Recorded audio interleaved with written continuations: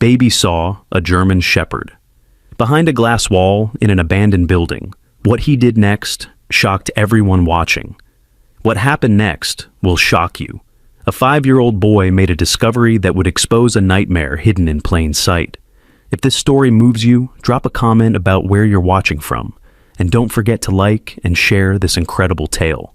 The story you're about to listen to began on a Tuesday afternoon, when the sky looked like it couldn't decide whether to rain or shine. Little drops kept threatening to fall, making everything feel heavy and strange. 5-year-old Eli walked beside his father Jake through the quiet streets of Millbrook, a small town where nothing much ever happened. That was about to change. "Dad, look at that bird." Eli pointed to a crow perched on a rusty mailbox. His father glanced over, smiling at his son's endless curiosity about everything around them. Eli had always been different. Not in a bad way, just different. He noticed things others missed. He heard sounds that made him stop and tilt his head like he was listening to secrets in the wind. They were walking past the old industrial district, where most buildings had been empty for years. Broken windows stared out like hollow eyes, and weeds grew through cracks in the sidewalk. Jake was checking his phone when Eli suddenly stopped walking. "Dad?" Eli's voice was barely a whisper. "What is it, buddy?" Jake looked up from his phone, expecting to see another interesting bug or stray cat. But Eli wasn't looking at the ground. He was staring at a building across the street. It used to be a glass factory, Jake remembered. Been abandoned for at least 10 years. The windows were mostly boarded up, except for one section where the plywood had fallen away, leaving a jagged opening like a broken tooth. "There's a dog in there," Eli said, his small fingers gripping his father's hand tighter. Jake squinted at the building. He couldn't see anything through the murky glass. "I don't see any dog, Eli. Maybe it was just shadows." "No, Dad. He's looking at me." Eli's voice had that tone kids get when they're absolutely sure about something adults can't see. "He has sad eyes. Really, really sad eyes." Jake knelt down to Eli's level. "Buddy, there's nothing there. That building has been empty forever. No dogs, no people, nothing." But Eli wouldn't stop staring. His eyes were wide, like he was seeing something that broke his heart. "He's crying, Dad. Not with tears, but inside. I can feel it." This wasn't the first time Eli had said things like this. Last month, he dragged his mother Sarah to a park because he insisted there was a hurt pigeon under a bench. Sarah had rolled her eyes, but they'd found the bird with a broken wing, hidden so well that even the park maintenance crew had missed it. The month before that, Eli had refused to leave their neighbor's yard until they checked on an old cat that had been hiding under a porch for days without food. "Eli, we need to go home. Mom's making dinner." "But Dad, what if he's stuck? What if he can't get out?" Jake stood up, brushing dirt off his knees. "There's no dog, son. I promise. Now come on." They walked the rest of the way home in silence, but Jake noticed Eli kept looking back over his shoulder. When they reached their small blue house on Maple Street, Eli ran straight to his room without saying hello to his mother or asking about dinner. Sarah was in the kitchen, stirring something that smelled like chicken and vegetables. She had flour in her dark hair and a smile that always made Jake feel better about everything. "How was your walk?" she asked, not looking up from the stove. "Fine, mostly." But Eli thought he saw a dog in that old glass factory building. Sarah's spoon stopped moving. "The one on Industrial Street?" "Yeah, that one. He was convinced there was a dog trapped inside. Got pretty upset when I told him there wasn't anything there." Sarah turned around, wiping her hands on her apron. "You know how he is with animals. Remember the pigeon?" "I remember. But Sarah, there's no way there's a dog in that building. It's been empty for years." I know, but maybe we should just check. You know he won't let it go." Jake sighed. He loved his son's compassion, but sometimes it led them on wild goose chases. "Fine. We'll drive by tomorrow and take a look. But when he sees there's nothing there, we're done with this, okay?" That night, after dinner, Eli sat at the kitchen table with his coloring book spread out in front of him. But instead of coloring the pictures in the book, he was drawing on a blank piece of paper. His small hands moved the crayon with unusual focus for a 5-year-old. Sarah walked over to see what he was drawing. What she saw made her breath catch. It was a dog, a German Shepherd with pointed ears and intelligent eyes. But across the dog's face, Eli had drawn a dark line, a scar. "Eli, honey, what's this?" "That's the dog from the glass place," Eli said without looking up. His name is Storm. He told me. Sarah felt a chill run down her spine. Dogs can't talk, sweetie. Not with words, Eli explained, adding more details to the drawing. But I can hear what they're feeling. Storm is scared, really scared, and he's not safe there. Sarah looked at the drawing again. The detail was incredible for a 5-year-old. The proportions were almost perfect, and the expression in the dog's eyes was hauntingly sad. How do you know his name is Storm? He showed me, in my head, like when you remember something, but it's not your memory. Sarah sat down next to her son. Eli, you know the difference between real and pretend, right? This is real, Mom. Storm is real, and he needs help. That night, long after Eli was supposed to be asleep, Sarah could hear him talking softly in his room. She crept to his door and listened. Don't worry, Storm. I'm going to help you. I promise. Just hold on a little longer. Sarah's heart ached. Her son's empathy was both a gift and a burden. She'd seen him cry over roadkill, celebrate when butterflies landed on flowers, and refuse to step on ants. But this felt different. This felt urgent. She found Jake in the living room, watching the news with the sound turned low. We need to go to that building tomorrow, she said. Jake looked up. Sarah, we already talked about this. No, listen. He drew a picture of the dog. Jake, it's not just any dog, it's detailed, specific. A German shepherd with a scar across its face. Kids have great imaginations. This is an imagination, and you know it. Remember when he led us to that injured pigeon? Remember how he knew exactly where to look? Jake muted the television. What are you saying? I'm saying maybe we should trust him. Maybe there really is a dog in that building. Sarah, even if there is, what are we supposed to do? Break into an abandoned building? We don't have to break in. We can just look. If there's nothing there, Eli will see for himself and we can move on. But if there is something... Jake was quiet for a long moment. Fine. We'll go tomorrow after I get off work. But this is it. One look, and then we're done. The next morning, Eli woke up earlier than usual. He came downstairs while his parents were still having coffee, already dressed and ready to go. Are we going to see Storm today? He asked, climbing into his chair at the breakfast table. After Dad gets home from work, Sarah said, pouring orange juice into Eli's cup. But Eli, you have to promise me something. If there's no dog there, you have to accept it and stop worrying about it. Okay? Eli nodded, but Sarah could see in his eyes that he wasn't worried about not finding anything. He was worried about what they would find. The day felt longer than usual. Jake kept checking his watch at work, and Sarah found herself looking out the window toward the industrial district. She tried to convince herself they were just humoring their son, but something in her gut told her this was different. When Jake finally got home, Eli was waiting by the door with his shoes already on. Ready to go see Storm? He asked. Ready to go look, Jake corrected. There might not be anything there, remember? They drove to Industrial Street as the sun was starting to set. The empty buildings looked even more depressing in the golden light. Jake parked across the street from the old glass factory. There, Eli said, pointing to the building. He's in there. The building was 3 stories tall, made of red brick with large windows that had once shown off the glass-making process inside. Most of the windows were boarded up now, but a few still had their glass, covered in years of dirt and grime. I don't see anything, Jake said. He's not in the front part, Eli explained. He's in the back, behind the glass wall. Sarah and Jake exchanged glances. How would Eli know there was a glass wall inside the building? Come on, Sarah said, getting out of the car. Let's take a look. They walked around the building, looking for any signs of life. The front door was chained shut, and most of the windows were too high to see through. But on the side of the building, they found a window where the boarding had fallen away completely. Jake cupped his hands around his eyes and peered through the dirty glass. At first, he couldn't see anything in the darkness. Then his eyes adjusted. Oh my God, he whispered. What? Sarah pressed close to the window. What do you see?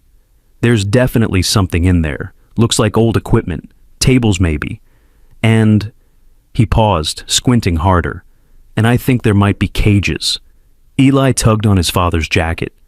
Do you see Storm? Jake looked deeper into the building. In the back, barely visible through the gloom, he could make out what looked like a glass partition, and behind it, just for a moment, he saw something move. "There's something there," he said quietly. "Something alive." Sarah felt her heart start beating faster. "What do we do?" "We call the police," Jake said, pulling out his phone. "No, wait." Eli's voice was urgent. "Storm is scared of strangers. He's been hurt by people before. If the police come with loud noises and bright lights, he might get more scared." "Eli, we can't just—" "Please, Dad, just let me talk to him first. Let me show him we're here to help." Jake looked at his son, then at his wife, then back at the building. Every rational part of his brain was telling him to call the authorities. But the look in Eli's eyes was so determined, so sure. "How do we get in?" Sarah asked. They walked around the building again, this time looking for an entrance. On the back side, they found a door that was slightly ajar. The chain that should have been securing it was broken, hanging loose like it had been cut recently. "Someone else has been here," Jake said, examining the chain. "Recently." Sarah felt a chill. "Should we go back?" "No," Eli said firmly. "Storm needs us now. He's been waiting." Jake pushed the door open carefully. It creaked on rusty hinges, echoing in the empty space inside.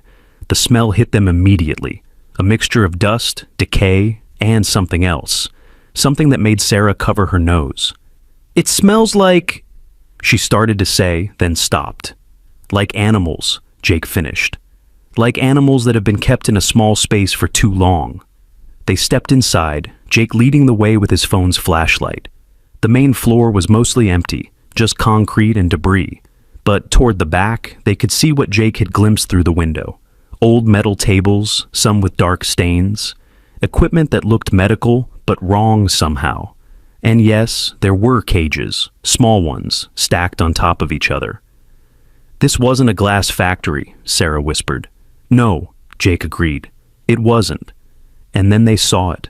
The glass wall Eli had mentioned. It stretched from floor to ceiling, dividing the back section of the building from the front.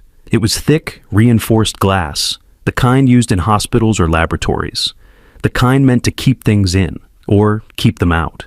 Behind the glass, in the shadows, something moved. Eli pressed his small hands against the glass. "Storm? It's okay, I'm here now." The shape in the shadows moved closer, and Sarah gasped. It was a German shepherd, just like in Eli's drawing, large, with pointed ears and intelligent eyes, and across its face, exactly as Eli had drawn it, was a scar, a deep, jagged scar that ran from its left ear to its nose. The dog approached the glass cautiously, its tail low, but not between its legs. It looked at Eli with eyes that seemed almost human in their understanding. "Hello, Storm," Eli said softly. "I told you I'd come." The dog sat down in front of the glass, never taking its eyes off the boy. And for the first time since they'd entered the building, Sarah saw the dog's tail wag, just once. But it was there. "How is this possible?" Jake whispered. "I don't know," Sarah replied, "but we need to get him out of there." They looked around the glass partition, searching for a door or opening. Finally, on the far side, they found a heavy metal door with multiple locks. All of them were open. "Someone was here recently," Jake said, examining the locks. "These weren't opened by accident." "Maybe whoever was keeping Storm here let him out," Sarah suggested. "Or maybe," Eli said quietly, "they were coming back for him." The thought sent a chill through both parents. They opened the door and stepped into the space behind the glass. Up close, the smell was even stronger. There were more cages here, and food bowls, and what looked like medical equipment. Storm stood up as they entered, but he didn't back away. Instead, he walked directly to Eli and sat down in front of him. "He's hurt," Eli said, gently touching the dog's front leg. "His paw is swollen." Sarah knelt down and examined the dog more closely. Storm was thin, too thin, and his coat was dull. But worse than that, she could see other scars on his body. Old ones, like the one on his face, and fresh ones too. "Jake," she said quietly, "we need to get him out of here, now. We can't just take someone's dog." "Look around," Sarah said, gesturing to the cages and equipment. "Does this look like a normal pet situation to you?" Jake looked around the room again, really seeing it this time. The cages were too small for dogs the size of Storm. The equipment looked like it belonged in a veterinary office, but wrong somehow. Cruder. And the stains on the tables and floor. "Oh God," he whispered. "This is a fighting ring." "What?" Sarah asked. "Dog fighting. This is where they train fighting dogs. Or ... He paused, looking at the medical equipment. Or where they patch them up between fights. The reality of what they'd discovered hit all of them at once. Storm wasn't just a stray dog. He was a victim. "We have to get him out," Sarah said, standing up. "Right now." Eli was already leading Storm toward the door. The dog followed willingly, as if he'd been waiting for this moment for months. They made their way back through the building, Storm staying close to Eli's side. When they reached the door they had entered through, Jake peered out carefully. "Coast is clear," he said. They hurried to their car, Storm jumping into the back seat without hesitation. He seemed to know they were rescuing him. As they drove away from the building, Sarah looked back and saw a black sedan parked at the far end of the street. It hadn't been there when they arrived. "Jake," she said quietly, "I think someone's watching the building." Jake glanced in the rearview mirror. "Are you sure?" "There's a car back there. It wasn't there before." Maybe it's just a coincidence. But as they turned the corner, Sarah saw the sedan's headlights turn on, and she had the unsettling feeling that their rescue of Storm had not gone unnoticed. In the back seat, Eli was gently petting Storm's head. "It's okay now," he whispered. "You're safe. You're going to stay with us." Storm looked up at the boy with eyes that seemed to understand every word, and for the first time in what must have been months, the dog's tail wagged freely. But as they drove home through the darkening streets, none of them realized that their decision to save Storm had just put all of their lives in danger. The people who had been using that building weren't going to let their valuable asset disappear without a fight, and Storm, despite his scars and his fear, was worth a lot of money to some very dangerous people. That night, Storm refused to leave Eli's side. Sarah had set up a makeshift bed for the dog in the kitchen, but every time they tried to get Storm to lie down there, he would whine and pace until they let him go back to Eli's room. Finally, they gave up and let Storm sleep on the floor next to Eli's bed. "He's having nightmares," Eli whispered to his parents around midnight. They'd come to check on him after hearing Storm whimpering in his sleep. "How do you know?" Sarah asked, kneeling beside the dog. "I can feel them. He's dreaming about the glass place, about being trapped, about the bad people who hurt him." Jake watched his son gently stroke Storm's head, and the dog's whimpering stopped. "Eli, we need to take Storm to see Dr. Martinez tomorrow. He needs to be checked out properly." "Will she hurt him?" "No, buddy. She's going to help him get better. But Eli, there's something else we need to talk about. That place where we found Storm. It wasn't just abandoned. Someone was using it to hurt dogs." Eli's eyes filled with tears. "I know. Storm showed me. They made him fight other dogs. They hurt him when he didn't want to fight." Sarah felt her heart break. "Sweetie, we're going to make sure Storm never has to go back there. But we might need to call the police. Storm is scared of uniforms. The bad people wore uniforms sometimes." "What kind of uniforms?" Jake asked. Eli closed his eyes like he was concentrating. "Dark blue, with shiny things on them. And they had loud voices." Jake and Sarah exchanged worried glances. If people in uniforms were involved in the dog fighting ring, this was bigger than they'd thought. The next morning, Dr. Martinez's veterinary clinic was busy as always. But when Sarah called and explained they had a rescue dog that needed immediate attention, Dr. Martinez agreed to see them right away. Storm was nervous in the car, panting heavily and pressing against Eli's side, but the boy kept whispering to him, and gradually the dog calmed down. "He's never been in a car before," Eli said.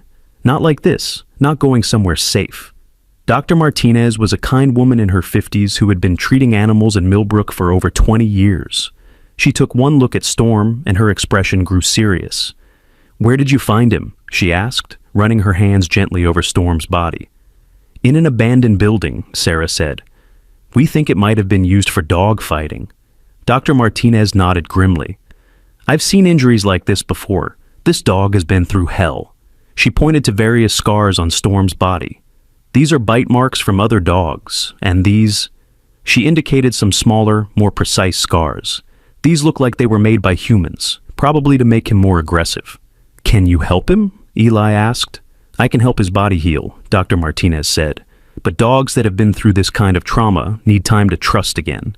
He's lucky to have found you." While Dr. Martinez examined Storm, Jake stepped outside to make a phone call. When he came back, his face was pale. "I called the police about the building," he told Sarah quietly. "They said they'd look into it, but they didn't seem very interested. They asked a lot of questions about how we knew the dog was there." "What kind of questions?"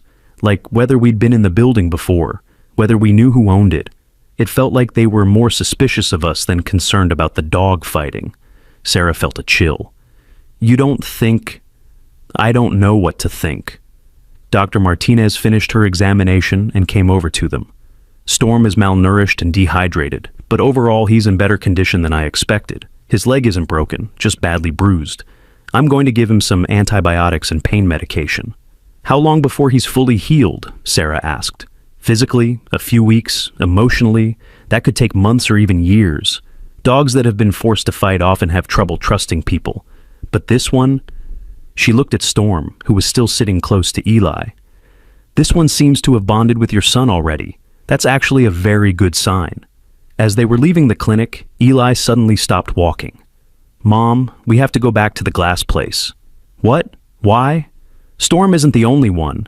There's another dog there, a girl dog. She's going to have puppies. Soon." Sarah and Jake looked at each other. "Eli, we were just there yesterday. We didn't see another dog." "She was hiding. She's scared of people, more scared than Storm. But she's still there, and she needs help." "How do you know this?" Jake asked. "Storm told me, in his dreams last night. He's worried about her." Sarah knelt down to Eli's level. "Sweetie, I know you want to help, but we can't keep going back to that building. It's dangerous." "But she's pregnant, Mom, and she's all alone. What if the bad people come back?" Sarah looked at Storm, who was watching Eli intently. The dog's ears were perked up, like he was listening to every word. "If there really is another dog there," Jake said slowly, "we should call animal control." "No!" Eli said loudly, causing several people in the parking lot to look their way. "They'll just put her in a cage. She needs someone who understands." "Eli, we can't—" "Please, Dad, just one more time. We can bring Storm with us. He can help her trust us." Jake looked at his wife, then at his son, then at the dog who seemed to be following their conversation. Against his better judgment, he found himself nodding. "One more time," he said, "but this time, we're prepared. We bring supplies, we have an exit plan, and if we see any sign of danger, we leave immediately." 2 hours later, they were back at Industrial Street. This time, they'd brought dog food, water, blankets, and a leash. Storm sat in the back seat, alert and focused, like he knew exactly where they were going. The black sedan from the night before was gone, but Jake noticed fresh tire tracks in the dirt near the building. Someone had been there recently. "Maybe we should come back another time," Sarah said, noticing the tracks too. "No," Eli said firmly. "She needs help now. Storm says she's scared because she heard cars earlier." They approached the building more carefully this time. Jake went first, checking around corners and listening for any sounds. The chain on the back door was still broken, but it had been moved. Someone had definitely been inside since their last visit. "I don't like this," Sarah whispered. "Me neither," Jake agreed. "But we're here now. Let's make it quick." They entered the building, with Storm leading the way. The dog moved confidently through the space, like he knew exactly where he was going. When they reached the glass partition, Storm stopped and whined softly. "She's here," Eli said, "but she's hiding." They looked around the room behind the glass wall, but didn't see any other dogs. The cages were empty, the food bowls were gone, and the medical equipment had been moved. "Someone's been cleaning up," Jake observed. "She's under there," Eli said, pointing to a large metal table in the corner. "She's really scared." Sarah knelt down and peered under the table. At first she saw nothing. Then gradually she made out a shape pressed against the far wall. It was another German Shepherd, this one smaller than Storm, with dark brown and black fur, and she was obviously pregnant. "Oh my God," Sarah whispered. "Eli, how did you know?" "Storm told me. Her name is Luna. She's been hiding here since the bad people left." Sarah tried to coax Luna out from under the table, but the dog wouldn't move. She just pressed herself further against the wall, trembling. "Let Storm try," Eli suggested. Storm approached the table carefully and lay down in front of it. He whined softly, a sound that was almost like talking. After a few minutes, Luna's head appeared from under the table. She looked at Storm, then at the humans, then back at Storm. She's asking if we're safe, Eli said. Storm is telling her we are. Slowly, Luna crawled out from under the table. She was painfully thin, despite being pregnant, and her coat was matted and dirty, but her eyes were alert and intelligent. "She's beautiful," Sarah breathed. Luna allowed Sarah to approach, but she kept Storm between herself and the humans. She was clearly terrified of people, but she trusted Storm. "We need to get her out of here," Jake said. "But how?" "She's too scared to come with us." "Storm will help," Eli said. "Won't you, Storm?" Storm stood up and walked toward the door, then looked back at Luna. She hesitated, then followed him a few steps. When she realized the humans were following too, she stopped and crouched down. "This is going to take a while," Sarah said. "We don't have a while," Jake replied, checking his watch. "We've been here too long already." That's when they heard it, the sound of car doors slamming outside. "Someone's here," Jake whispered. They all froze, listening. Footsteps crunched on gravel outside the building, more than one person. "This way," a voice called out. "I saw lights moving around in there earlier." "Are you sure it's not just kids?" another voice asked. "Kids don't break chains and move equipment around. Someone's been messing with our operation." Jake's blood ran cold. These weren't police officers or animal control workers. These were the people who had been using the building for dogfighting. "We need to go," he whispered urgently. "Now." But Luna had pressed herself against the wall again, refusing to move, and Storm wasn't leaving without her. "Eli, can you get Storm to come?" "He won't leave Luna. She's too scared to run." The footsteps were getting closer. Jake could hear voices just outside the back door they'd used to enter. "Someone's definitely been in here," one of the voices said. "The door's been opened. Check the back room. See if any of the equipment is missing." Sarah made a decision. She grabbed one of the blankets they had brought and threw it over Luna, then scooped the pregnant dog up in her arms. Luna struggled for a moment, then seemed to understand and went limp. "Go," she whispered to Jake. "Get Eli and Storm out of here." They made their way quickly through the building, trying to stay quiet. But Luna was heavier than expected, and Sarah stumbled over some debris. The noise echoed through the empty space. "What was that?" one of the voices called out. "Someone's in there right now. Go around the front. I'll check the back." They reached the back door just as a flashlight beam swept across the room behind them. Jake pushed the door open and they rushed outside. "The car!" Jake gasped. "Run for the car!" They sprinted across the empty lot, Sarah still carrying Luna, Eli running beside Storm. Behind them, they could hear shouting. "Hey, stop!" They reached their car and threw themselves inside. Jake started the engine and peeled out of the parking lot, tires squealing on the asphalt. "Are they following us?" Sarah asked, trying to catch her breath. Jake checked the rearview mirror. "I don't think so, but we need to get out of here fast." In the back seat, Eli was sitting between Storm and Luna, both dogs pressed against him. Luna was shaking violently, but she wasn't trying to escape. "It's okay," Eli whispered to her. "You're safe now. We're going to take care of you and your puppies." "Eli," Sarah said, "how did you know about Luna, really?" "Storm dreams about her every night. He's been worried about her since we brought him home. He knew she was too scared to come out when people were around, so she was hiding and getting weaker." "Dreams?" Jake asked. "Not regular dreams, memory dreams." Storm remembered Luna from before, from when they were both in the glass place. He was trying to protect her from the bad people. Sarah looked at the two dogs in the back seat. Storm had positioned himself between Luna and the car doors, like he was still protecting her. And Luna, despite her fear, seemed to trust him completely. "What are we going to do with two dogs?" Jake asked. "We're going to love them," Eli said simply. "And we're going to make sure they never have to be scared again." As they drove through the quiet streets of Millbrook, none of them noticed the black sedan that had been parked 3 blocks away from the glass factory, or the man inside it who had been watching them through binoculars. The man picked up his phone and dialed a number. "We have a problem," he said when someone answered. "The German Shepherds are gone, both of them." "What do you mean gone?" "Someone took them. A family, it looks like. They have a young kid." There was a long pause on the other end of the line. "Find out who they are," the voice said finally, "and get our dogs back. Those animals are worth a lot of money, and the female is carrying valuable puppies." "What if the family won't give them up?" "Then we'll have to convince them, whatever it takes." The line went dead, and the man in the sedan started his engine. He had work to do. Back at the small blue house on Maple Street, the Turner family was about to discover that rescuing Storm and Luna had put them in the crosshairs of people who didn't care about human life any more than they cared about animal life. But for now, in the safety of their living room, two traumatized dogs were beginning to understand what it felt like to be loved. The next morning brought chaos that no one in the Turner family was prepared for. Sarah woke up to find Eli sitting on the kitchen floor, both dogs pressed against him, all three of them staring at the back door. "What's wrong?" she asked, immediately alert. "Someone was here," Eli whispered. Storm and Luna heard them walking around the house. They were looking in windows. Sarah felt ice run through her veins. "When?" "About an hour ago. The dogs woke me up. They were growling really quietly, like they were trying not to make noise but wanted to warn me." Jake appeared in the doorway, his hair messy from sleep. "What's going on?" "Eli says someone was outside the house," Sarah said. Jake was fully awake instantly.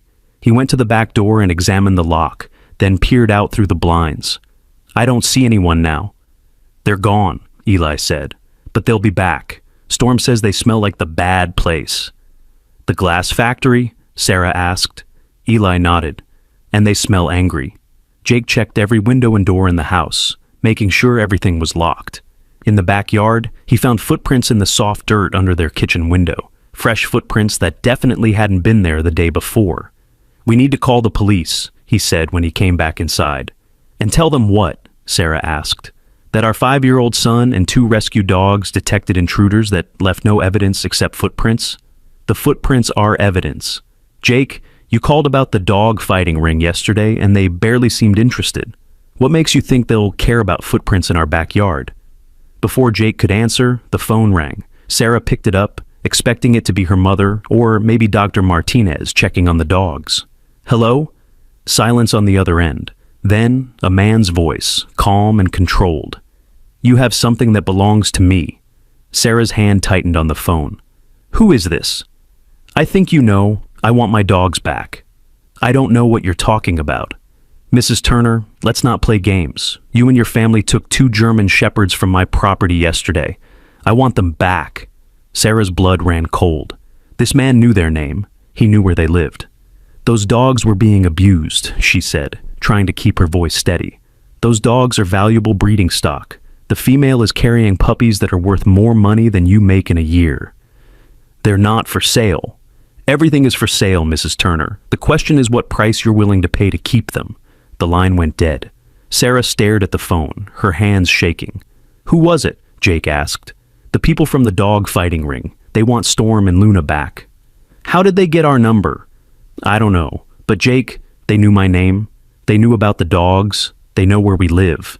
Eli stood up, both dogs moving with him. "We can't give them back," he said firmly.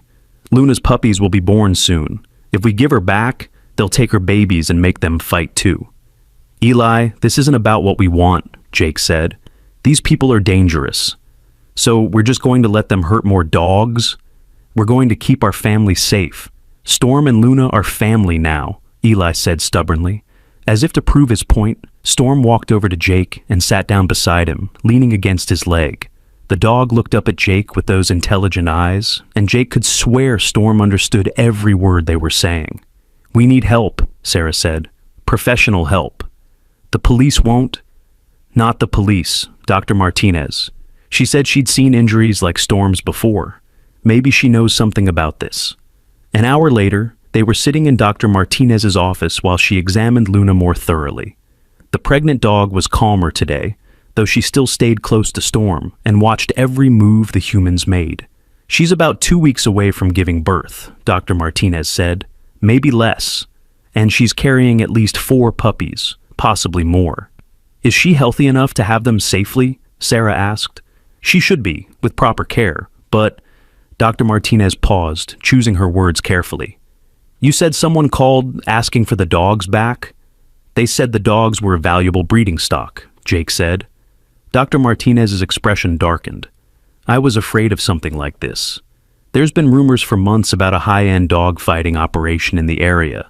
Not just local thugs, but organized crime. They breed fighting dogs and sell them to other rings across the country."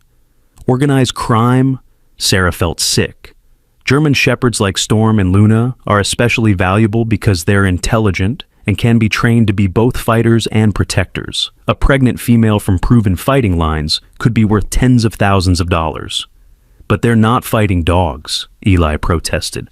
They're gentle. Storm would never hurt anyone. That's exactly why they're so valuable, Dr. Martinez explained. Dogs that are naturally gentle can be turned aggressive through training and abuse, but they still have the intelligence and loyalty that makes them useful outside the fighting ring too. What are you saying? Jake asked. I'm saying that whoever you took these dogs from won't give up easily, and I'm saying you might not be safe as long as you have them. So we should just give them back? Sarah's voice was incredulous. Number? Absolutely not. But you need to be smart about this. Have you contacted Animal Welfare Services? We tried the police yesterday. They didn't seem interested. Not local police, federal. Dog fighting that crosses state lines is a federal crime. And if this is connected to organized crime... Dr. Martinez was interrupted by her assistant bursting into the office. Dr. Martinez, there are men outside asking about the German Shepherds. They say they're from animal control, but they don't have the right uniforms. Everyone in the room froze. Storm and Luna both stood up, their ears alert and their bodies tense. How many men? Dr. Martinez asked. 3. They're in a black car. They want to know if anyone brought in 2 German Shepherds yesterday. What did you tell them? Nothing yet. I said I needed to check our records. Dr. Martinez looked at the Turner family. Is there another way out of here? The back exit goes to the alley, her assistant said. Take them out that way, now. As they gathered Storm and Luna, Dr. Martinez grabbed Sarah's arm. Listen to me. These dogs need to disappear for a while. Do you have somewhere you can go? Somewhere these people wouldn't think to look? My sister lives 3 hours away, Sarah said, but go there, today, and don't use your credit cards or cell phones. These people have resources. We can't just disappear, Jake protested. I have work. Eli has school. Your work and your son's school won't matter if you're dead, Dr. Martinez said bluntly. Through the front window, they could see 3 men in dark suits talking to the receptionist. One of them was looking around the waiting room like he was memorizing every detail. They're coming inside, the assistant whispered. Dr. Martinez led them quickly through the back of the clinic. As they reached the rear exit, they could hear voices in the front office getting louder. We know the dogs are here, one of the men was saying. We can do this the easy way or the hard way. The easy way, Dr. Martinez whispered to the Turners as she opened the back door. Take care of those dogs, and be careful. They slipped out into the alley where their car was parked. As Jake started the engine, they could hear shouting from inside the clinic. They're searching the place, Sarah said, looking back. Dr. Martinez? Eli asked worriedly. She'll be fine, Jake said, though he wasn't sure he believed it. She's a smart woman. As they drove away from the clinic, taking a roundabout route to avoid the main streets, none of them noticed the small device that had been attached to the underside of their car while they were inside. The device was sending a signal to a computer in the black sedan that was now following them at a distance. Inside the sedan, the man from the night before was speaking into a radio. We've got them. They're heading east on Maple Street. Don't lose them, came the reply. But don't get too close. We need to know where they're going. What about the vet? She's not talking yet, but we'll deal with her later. Right now, focus on the family. In the Turner's car, Eli was sitting between Storm and Luna, his small hands resting on both dogs. Suddenly, he sat up straighter. Dad, someone's following us. Jake checked the rearview mirror. There were several cars behind them, but nothing that looked obviously suspicious. How do you know? Storm can feel them. He says they've been following us since we left the dog. Doctor's place. Eli, dogs can't... Dad, please. Storm saved Luna. He knew exactly where to find her. He's trying to save us too. Jake looked in the mirror again, this time paying closer attention. There was a black sedan about 4 cars back that had been behind them for several blocks. When Jake turned right at the next intersection, the sedan turned too. Sarah, call your sister. Tell her we're coming for a visit. Now? Right now, and ask her not to mention it to anyone. Sarah pulled out her phone, then stopped. Doctor, Martinez said not to use our phones. One quick call, just to let her know we're coming. What if they're monitoring our calls?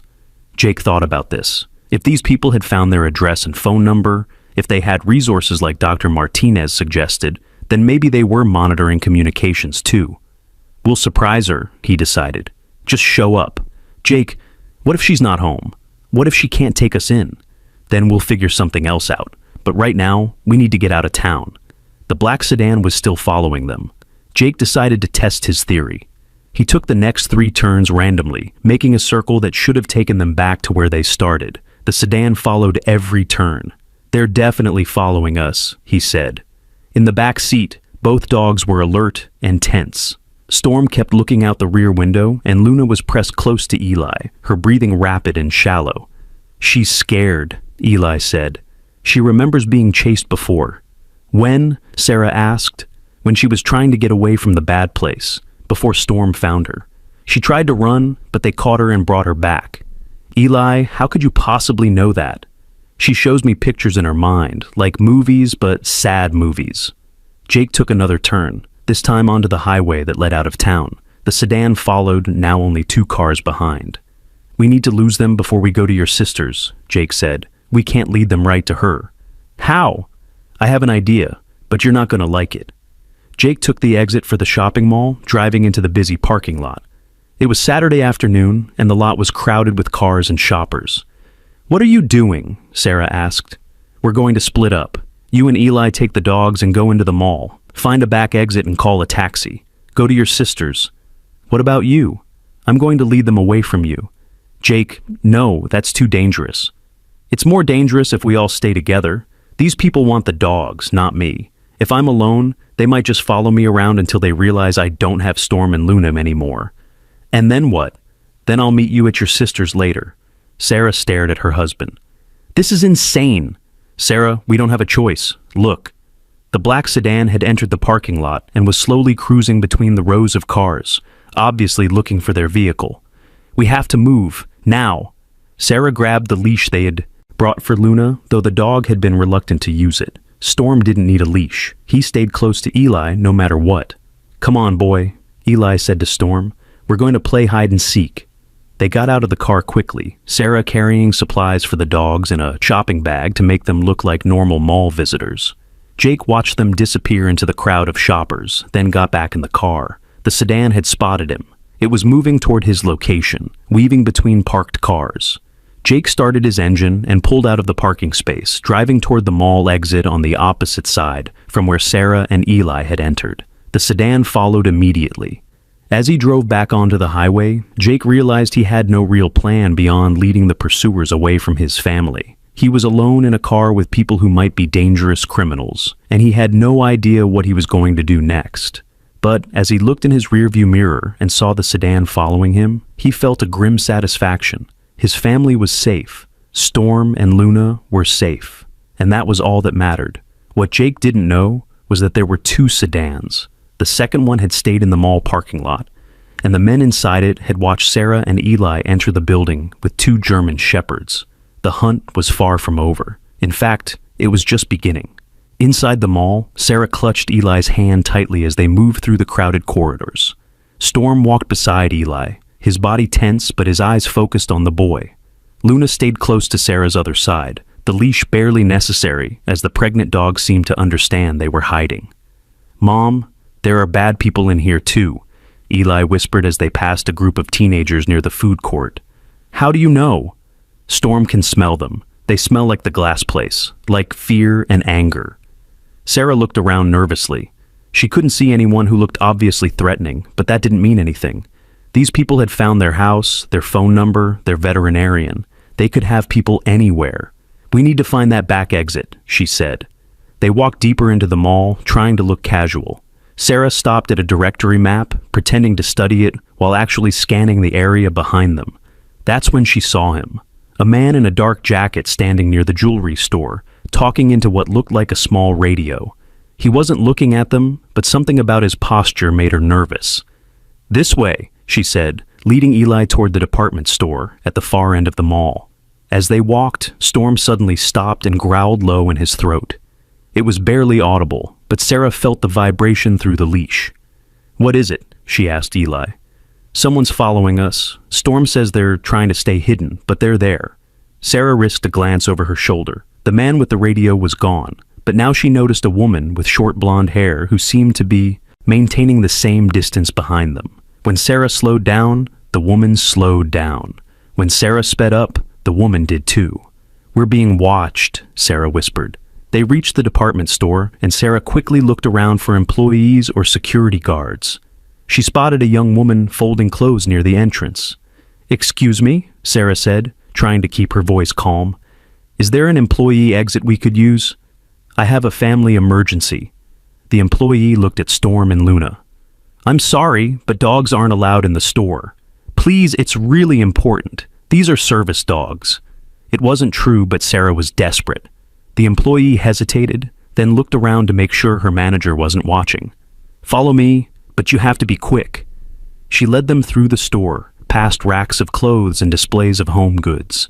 Sarah noticed that Luna was breathing heavily, her sides heaving with each step. "She's tired," Eli said. "The puppies are making her tired." "We're almost out," Sarah promised. The employee led them to a door marked "Employees Only" and used her keycard to open it. "This leads to the loading dock. From there you can get to the street behind the mall." "Thank you," Sarah said. "You might have just saved our lives." The woman's eyes widened, but before she could ask questions, Sarah and Eli were through the door with both dogs. The loading dock was busy with delivery trucks and workers moving boxes. No one paid attention to a woman and child with 2 dogs. They probably assumed Sarah worked there. They made their way to the street behind the mall, where Sarah immediately started looking for a taxi. But the street was mostly empty, except for delivery vehicles. "Mom, they found us," Eli said quietly. Sarah looked back and saw the blonde woman from the mall emerging from the same employee door they'd used. The woman was no longer trying to hide. She was talking urgently into a phone and pointing in their direction. "Run," Sarah said. They hurried down the street, both dogs keeping pace despite Luna's pregnancy. Sarah pulled out her phone to call for help, then remembered Dr. Martinez's warning about not using cell phones. "There." Eli pointed to a small restaurant with a taxi parked outside. They rushed to the taxi just as the driver was getting out. "Please," Sarah said breathlessly. "We need to go to Riverside. It's about 3 hours away." The driver, an older man with kind eyes, looked at Sarah's panicked expression and the 2 dogs. "Lady, are you in some kind of trouble?" "Yes, and if you help us, I'll pay you double the fare." The driver nodded and opened the back door. "Get in." As the taxi pulled away from the curb, Sarah saw the blonde woman running down the street, still talking into her phone. Behind her, 2 men in dark suits had appeared and were scanning the area. "You want to tell me what this is about?" the taxi driver asked as they merged into traffic. Sarah looked at Eli, who was sitting between Storm and Luna. Both dogs seemed calmer now that they were moving away from the mall. "We rescued 2 dogs from people who were abusing them," she said. "Now those people want them back. And they're chasing you for that? These aren't ordinary dogs. They're worth a lot of money to some very bad people." The driver glanced in his rearview mirror. "Well, you can relax a little. Nobody's following us now." But Sarah couldn't relax. Jake was still out there somewhere, leading the other pursuers away from them, and she had no way to contact him without potentially giving away their location. Meanwhile, across town, Jake was discovering that losing a professional tail was much harder than it looked in movies. The black sedan had followed him through residential neighborhoods, past the highway, and now into the industrial district on the other side of town from where they had found Storm. Jake pulled into the parking lot of a 24-hour diner, hoping the public location would discourage his pursuers from doing anything aggressive. But the sedan pulled in right behind him. 2 men got out of the sedan and walked toward Jake's car. They didn't look threatening exactly, but there was something about the way they moved that made Jake's stomach clench with fear. The larger of the 2 men tapped on Jake's window. Reluctantly, Jake rolled it down. "Mr. Turner?" the man said politely. "My name is Vincent Cross. I believe you have something that belongs to my employer." "I don't know what you're talking about." "Come now, Mr. Turner. We both know that's not true. You and your family took 2 German Shepherds from our facility yesterday. We'd like them back." "What facility?" "That place was abandoned." Vincent smiled, but it didn't reach his eyes. Abandoned buildings can be quite useful for certain types of business. Private, quiet, away from prying eyes. "You mean illegal business?" "I mean profitable business. Those dogs represent a significant investment. The female alone is worth more than you make in a year. They're not for sale. Everything is for sale, Mr. Turner. The question is what currency we're dealing in. Money, safety, the well-being of your family? Jake felt ice in his veins. Are you threatening my family? I'm simply pointing out that cooperation tends to benefit everyone involved. Now, where are the dogs? Jake looked around the parking lot. There were other people here, other cars. Surely these men wouldn't do anything violent in such a public place. I don't have them, Jake said. Vincent's expression didn't change. Then where are they? Somewhere safe. Mr. Turner, I'm going to give you one chance to make this easy. Tell me where your family is, and where they've taken our property, and we can all go home happy. And if I don't? Vincent reached into his jacket and pulled out a photograph. It was a picture of Eli walking Storm, taken from a distance. But it was clearly recent. Eli was wearing the same clothes he'd had on that morning. We know where your son goes to school, Vincent said calmly. We know what time your wife leaves for work every morning. We know that you stop at the same coffee shop every Tuesday and Thursday. We know everything about your family, Mr. Turner. Jake stared at the photograph, his hands shaking. You stay away from my family. That's entirely up to you. Give us the dogs and your family never sees us again. Keep playing games and things become much more complicated. I told you, I don't have them. Vincent nodded to his companion, who walked back to their sedan and returned with a laptop computer. Technology is amazing these days, Vincent said, opening the laptop. For instance, did you know that most cell phones can be tracked even when they're turned off, and that credit card transactions leave a digital trail that can be followed in real time? On the laptop screen, Jake could see a map with several blinking dots. One was stationary, probably his location, but another was moving along a highway outside of town. Your wife used her credit card to pay a taxi driver 15 minutes ago, Vincent said. The transaction went through at a gas station on Route 67, which means she's heading either toward Riverside or toward the mountains. Given that she has a sister in Riverside, I'm guessing that's where they're going. Jake's heart sank. He'd tried to lead these people away from his family, but they'd been tracking Sarah and Eli the whole time. What do you want? He asked. I want you to call your wife and tell her to bring the dogs to a location we'll specify. Simple exchange, the dogs for your family's safety. And if I refuse? Vincent closed the laptop. Then we collect the dogs ourselves, and your family learns what happens to people who interfere with our business. Jake stared at this man, who spoke about threatening children as casually as discussing the weather. These weren't just dog fighters or petty criminals. These were people who operated outside any normal moral boundaries. I need guarantees, Jake said. How do I know you won't hurt my family even if I cooperate? You don't, Vincent said simply. But you know what will happen if you don't cooperate. The choice is yours, Mr. Turner. Jake pulled out his phone, his hands still shaking. But before he could dial, Vincent placed a hand on his arm. One more thing. In case you're thinking about calling the police instead of your wife, you should know that we have people monitoring police communications. Any call to law enforcement, and the deal is off. How do I know my family is even safe now? Vincent smiled that cold smile again. You don't. But every minute you waste here is another minute our people have to catch up with them. Jake started to dial Sarah's number, then stopped. If these people could track cell phones, then calling Sarah would just confirm her exact location. He had to find another way. I can't reach her, he lied. She must have turned off her phone. Then you'd better figure out how to contact her, because Mr. Turner, my patience has limits. At that moment, Jake made a decision that would change everything. Instead of calling Sarah, he hit a different number, the emergency contact Dr. Martinez had given them. Dr. Martinez? It's Jake Turner. We need help. They have me, and they're tracking my family. Vincent lunged for the phone, but Jake had already hit send on a text message that simply said, "Help cops now." That was a very stupid mistake, Vincent said, his polite facade finally cracking. But Jake smiled for the first time that day, because he'd noticed something Vincent hadn't.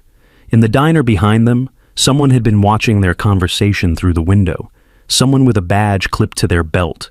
The cavalry was about to arrive, but the question was whether it would be in time to save Sarah, Eli, and the dogs who had started all of this. The taxi ride to Riverside should have taken 3 hours, but Sarah's sister Emma lived in a rural area outside the city, and the winding mountain roads added another 40 minutes to their journey. Luna had grown increasingly restless during the trip, panting heavily and shifting positions constantly. "She's in pain," Eli said, his small hand resting on Luna's side. "The puppies want to come out." "We're almost there," Sarah promised, though she wasn't sure if they'd make it in time. Luna's breathing was becoming more labored, and she kept whining softly. The taxi driver, whose name was Carlos, had been watching the dogs in his rearview mirror. "Lady, I think your dog might be having her babies soon. I've got 3 kids of my own, and I recognize the signs. Can you drive faster? Not on these roads, but there's a vet clinic about 10 minutes ahead if you want to stop." "No," Eli said firmly. "Luna doesn't trust strangers right now. She needs to get somewhere safe first." Sarah looked at her son, amazed once again by his connection to the animals. Storm was lying across Eli's lap, his eyes alert despite the long journey. Every few minutes, he would nudge Luna gently with his nose, as if reassuring her. When they finally reached Emma's house, a small cabin nestled in a grove of pine trees, Sarah had never been so relieved to see a familiar place. Emma came running out before the taxi had even stopped, her face full of worry. "Sarah, what's going on? You sounded terrified on the phone." "I'll explain everything," Sarah said, helping Eli and the dogs out of the taxi. "But right now, Luna needs a safe place to have her puppies."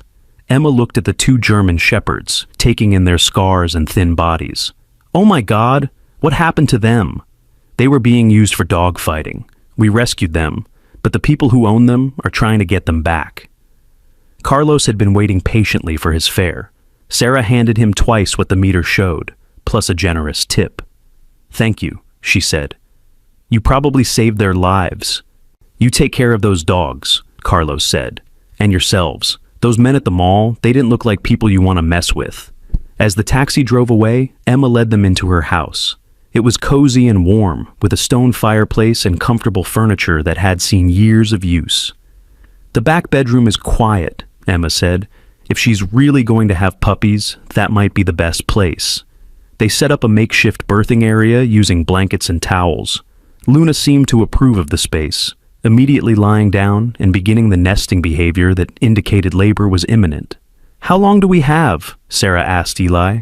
"Not long. She says the puppies are ready to meet the world." Over the next 2 hours, Luna gave birth to 5 beautiful puppies. Storm never left her side, acting as both protector and midwife. He would gently clean each puppy as it was born, then position himself between the newborns and the door. "He's protecting them," Emma observed. "He knows they're vulnerable." "Storm was probably a father before," Eli said. "That's part of why the bad people wanted him. He knows how to take care of puppies." Sarah felt her heart break, thinking about all the litters Storm might have sired, only to have the puppies taken away and trained to fight. But these 5 would have a different life. As the sun began to set, Sarah's phone rang. She almost didn't answer it, remembering Dr. Martinez's warning about cell phones. But when she saw Jake's number, she couldn't ignore it. "Jake? Are you okay?" "Sarah, listen to me carefully. Don't say where you are. Just listen." "What's wrong?" "The people who want the dogs, they've been tracking us. They know you went to Riverside. They're probably on their way there now." Sarah felt the blood drain from her face. "How do they know?" "They tracked your credit card when you paid the taxi driver, and they have people monitoring everything. Phone calls, transactions, everything." "Oh God, what do we do?" "You need to leave, right now. Take the dogs and go somewhere these people would never think to look. The puppies were just born. Luna can't travel. She's going to have to. Sarah, these people threaten to hurt Eli if we don't give them the dogs. They're not just criminals, they're monsters." Emma had been listening to the conversation, her face growing pale. "We can take my truck," she said. "It's not registered in your name, so they can't track it." "Where can we go?" Sarah asked. "I know a place," Emma said. "There's an old ranger station up in the mountains. It's been abandoned for years, but it's solid. No cell phone coverage, no roads that show up on GPS. If you can get there, they'll never find you." "How do we get there?" "I'll drive you. I know these mountains better than anyone." Sarah looked at Luna, exhausted from giving birth, but alert and protective of her newborns. The puppies were tiny, their eyes still closed, completely dependent on their mother. "This is insane," she said. "We're running into the wilderness with newborn puppies because of criminals who want to steal dogs." "No," Eli corrected her. "We're protecting a family. Storm and Luna and their babies are family now." As if he understood, Storm walked over to Sarah and leaned against her leg. His eyes seemed to say, "Thank you," and "I trust you" at the same time. "Okay," Sarah said into the phone. "We're leaving now. What about you?" "I'm fine. The police showed up just in time. Dr. Martinez called in some favors with federal agents who specialize in animal crimes. These guys are in custody." "All of them?" "The ones who were with me, yes. But Sarah, there might be others. You need to stay hidden until we're sure it's safe." Emma was already gathering supplies: food, water, blankets, and a first aid kit. "The ranger station has a generator and basic amenities," she said. "You could stay there for weeks if necessary." "What about Luna? What if she needs medical attention?" "I took veterinary courses in college," Emma said. "I'm not a full vet, but I know enough about animal care to help if there are problems." They carefully moved Luna and her puppies to a large basket lined with soft blankets. Luna was reluctant to let anyone else handle her babies, but she seemed to understand that they were trying to help. "Storm knows we're keeping them safe," Eli said. "He's telling Luna to trust us." As they loaded Emma's truck, Sarah couldn't help but think about how much their lives had changed in just 3 days. Jake was the insurance salesman, she was a part-time librarian, and Eli was a kindergartner who loved animals. None of them had ever been involved in anything more dangerous than a traffic violation. Now they were fugitives, hiding in the mountains with fighting dogs and their newborn puppies, running from organized criminals who thought nothing of threatening children. The drive up the mountain took over an hour, following dirt roads that became progressively narrower and steeper. Emma drove without headlights, navigating by moonlight and memory. "Almost there," she said, as they rounded a final curve. The ranger station appeared in a small clearing, a solid log building that looked like it could withstand anything nature threw at it. Emma had been right about the isolation. They hadn't seen another vehicle or building for the last 30 minutes of driving. "This is perfect," Sarah said. They unloaded their supplies and settled Luna and her puppies in the main room near the fireplace. Storm took up his guard position by the door, while Eli curled up on a sleeping bag next to the dog family. "I should get back," Emma said. "If anyone comes looking for you, I need to be at home acting normal." "Emma, I can't thank you enough." "Those dogs saved each other," Emma said, looking at Storm and Luna. "Now you're saving all of them. That's what families do." After Emma left, Sarah sat in the quiet cabin, watching her son sleep surrounded by dogs.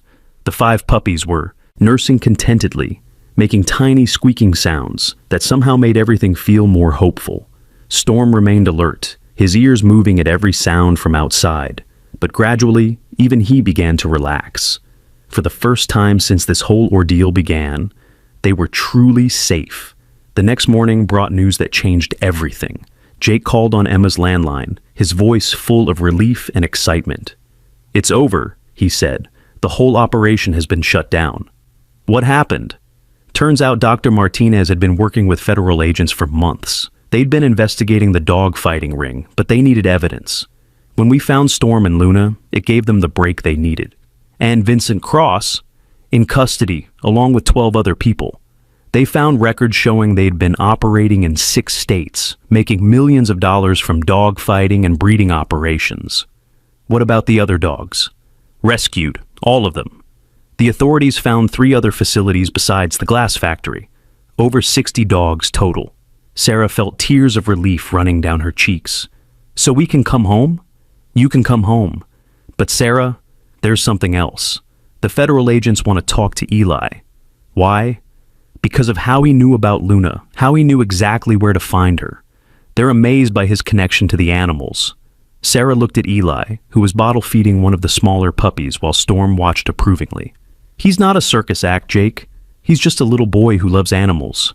"I know, but they think his ability might help them rescue other animals in the future. They want to offer him a chance to work with their animal rescue unit when he's older. That's years away." "I know, but Sarah, what Eli did, what all of you did, it saved a lot of lives, not just Storm and Luna, but all those other dogs too." As Sarah hung up the phone, she realized that their ordeal had changed more than just their daily routine. It had shown them something about themselves, about the power of compassion, and the importance of standing up for those who couldn't speak for themselves. 2 weeks later, they were back home in their small blue house on Maple Street. Storm and Luna had adapted to domestic life better than anyone expected. The puppies were growing rapidly, their eyes now open and their personalities beginning to show. Dr. Martinez had found good homes for 3 of the puppies, with families who understood their background and could provide the love and training they needed. Storm and Luna would stay with the Turners permanently, along with 2 of the puppies that had bonded inseparably with their parents. Eli was back in school, though his teacher reported that he now seemed older somehow, more mature. He'd started a program to teach other kids about animal welfare, and his stories about Storm and Luna had inspired several families to adopt rescue dogs. On a sunny Saturday afternoon, exactly 1 month after they had first seen Storm, behind the glass wall, the Turner family was in their backyard. Storm was teaching the puppies how to play fetch, while Luna watched from the shade with the pride that only a mother could have. "You know what the best part is?" Eli said, throwing a tennis ball for the puppies to chase. "What's that, buddy?" Jake asked. "Storm told me that he's not scared anymore. For the first time in his whole life, he's not scared." Sarah looked at the dogs playing in the sunshine, their scars still visible but no longer defining them. Storm caught the ball and brought it back to Eli, his tail wagging freely. "He told you that?" she asked. "Not in words," Eli said, "but I can feel it. He's happy. Really, really happy." As Sarah watched her son play with the dogs they had risked everything to save, she realized that sometimes the most important battles are the ones you never planned to fight. And sometimes, when you're brave enough to listen to the voice that says, "Help," you end up saving more than you ever imagined. Storm looked up at her with those intelligent eyes, and for just a moment, Sarah could swear she heard him say, "Thank you." Not in words, but in something deeper. In the language of love that connects all living things. The glass wall that had once imprisoned him was gone forever, and in its place was something beautiful, a family that had grown in ways they never expected, held together by love, courage, and the unbreakable bond between humans and the animals who trust them with their lives. If this story touched your heart, share it with others who need to remember that even ordinary people can do extraordinary things when they choose love over fear. What started as one little boy's connection to a dog behind glass became a rescue operation that saved dozens of lives and exposed a criminal network that had operated in darkness for years. Sometimes the smallest voice, whether it's a child who hears animals or a dog who refuses to give up hope, can change the world.